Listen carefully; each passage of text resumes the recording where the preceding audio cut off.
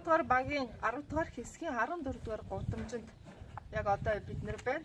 Энэ гудамжинд их үйлс ийлэл гэдэг төрөмс байгууллагаас гэр хороололтоо сайхан амьдрыг их төслийг хэрэгжүүлээд 5 сая төгрөгөөр гудамжаа тогтчулсан юм байна.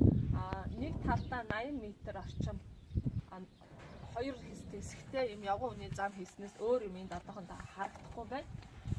Мөн энэхүү гудамжны ажлыг хийсэн айл нь тэр ногоон хашаанд байдаг гэж энэ хавийн хүмүүс ярьж байна. Тэр хашааны тогтчлтын энэ гудамжныхаа тогтчлттой нэг доор хийсэн гэдгийг бас мөн энэ хавийнхан ярьж байна.